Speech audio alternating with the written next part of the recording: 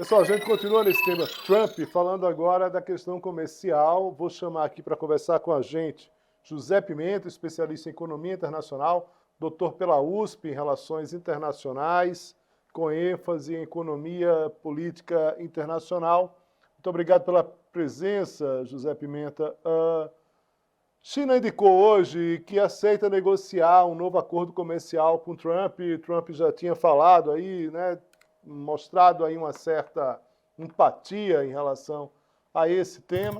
Hoje, esse movimento acabou tendo a repercussão no mercado, o dólar aqui no Brasil caiu, teve também, bolsas ali aumentaram por conta dessa movimentação. Eu queria que você explicasse o que está acontecendo nesse momento exatamente e por que isso acaba influenciando o mercado brasileiro. Muito obrigado mais uma vez pela presença.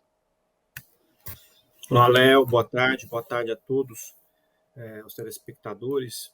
É uma notícia que vem nessa esteira de todos os anúncios que o Trump fez, né, com os decretos nesses últimos dias, né? Não é à toa toda uma movimentação, né, internacional em relação ao que ele tem falado na arena climática, na arena de imigração, como você mesmo entrevistou agora o nosso colega, e também na arena comercial. Os Estados Unidos são os maiores importadores do mundo hoje, né, um mercado cativo para centenas de países que querem colocar o seu produto ali, que tem um mercado consumidor pujante, que vive disso de uma maneira muito pujante.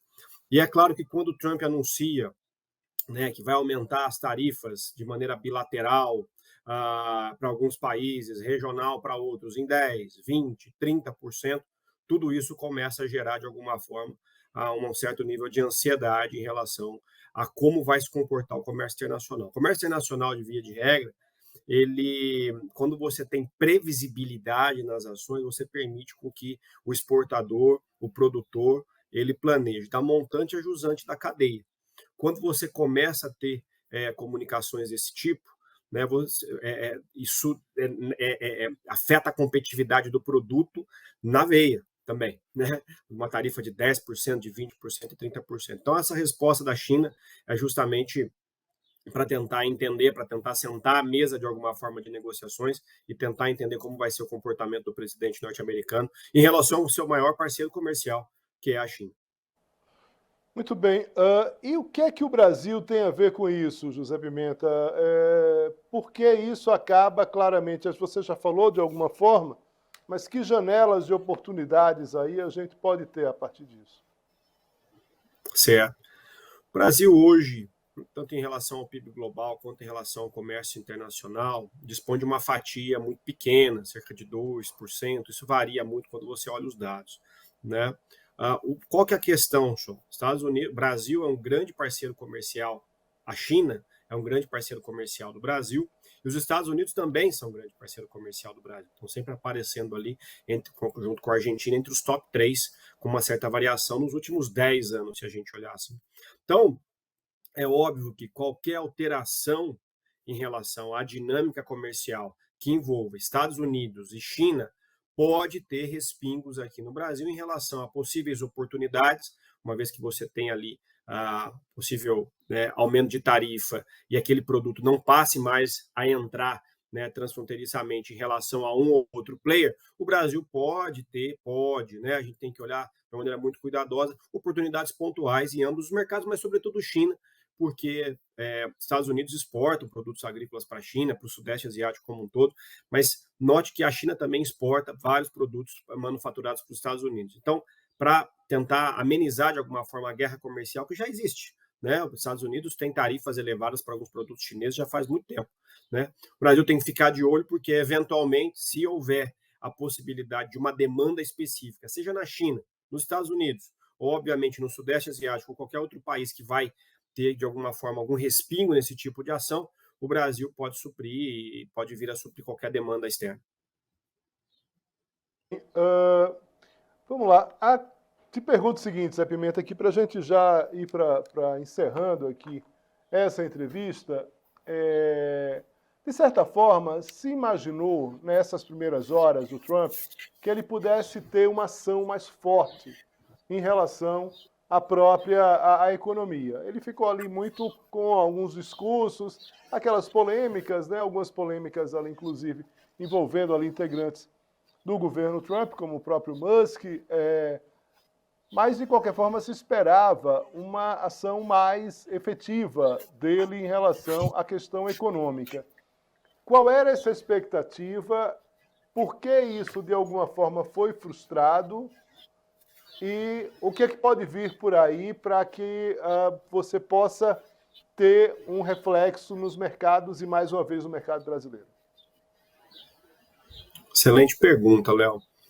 Só dando um passo atrás, eu ainda teria cautela em relação ao que pode ser anunciado, né? É claro que a gente está falando aí de alguém que assumiu a presidência da maior potência global há 4 dias, né? Então, e aí já emitiu uma série de decretos. Nesses decretos, você tem pontos específicos de curso de ação muito específica, tem muita coisa ali que a gente sabe que vai ter que passar ainda pelo legislativo, né? Tem algumas questões que, sim, via decreto executivo, já vão poder ser alteradas, né? Mas na economia, e o Trump sabe muito bem disso, qualquer alteração num ponteiro, né, pode causar um efeito cascata gigantesco, tanto para os Estados Unidos quanto para o sistema internacional, aí no caso, voltado para comércio.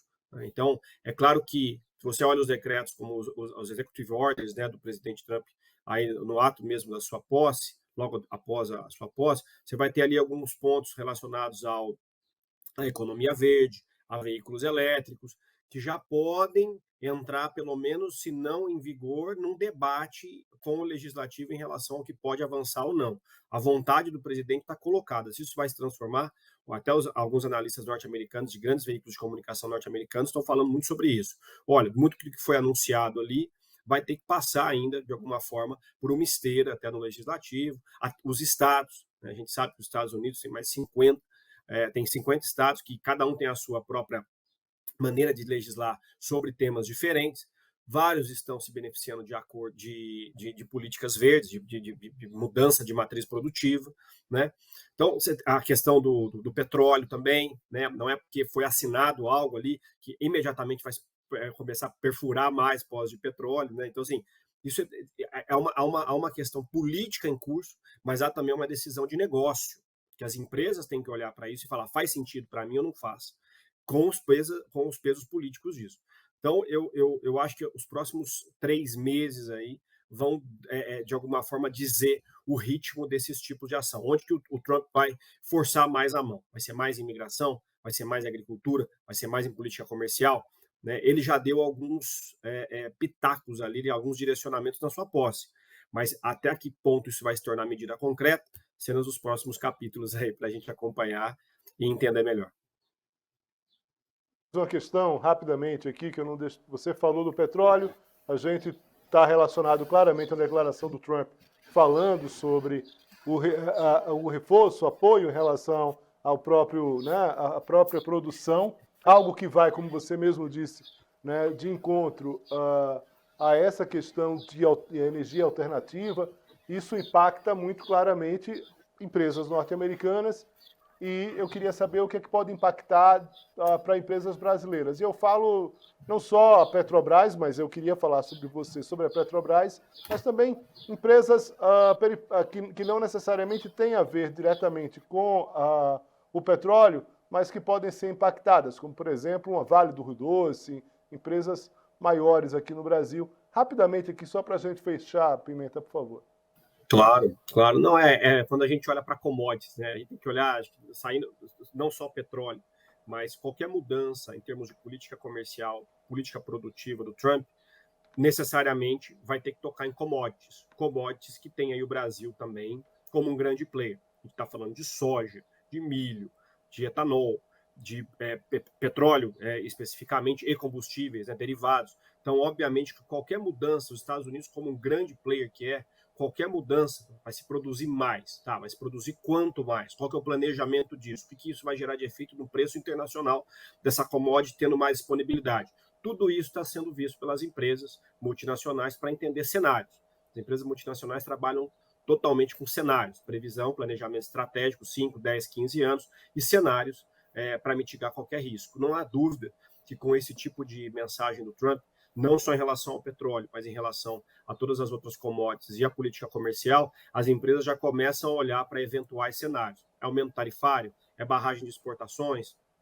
De alguma forma, alguma política protecionista mais específica naquele produto ou nesse produto? Vai ter mais produção? Onde? Onde é que vai ter mais incentivo? Tudo isso, de certa forma, vai ser parte do arcabouço estratégico das empresas, sejam elas brasileiras, latino-americanas e globais como um todo, vis-à-vis o que está acontecendo nos Estados Unidos. Bem, Zé Pimenta, muito obrigado aqui pela presença aqui no Poder Expresso. Uma ótima sexta-feira para você, bom final de semana. Espero que o final de semana venha bem, com descanso. Forte abraço para você. Obrigado, Léo. A todos nós. Um grande abraço.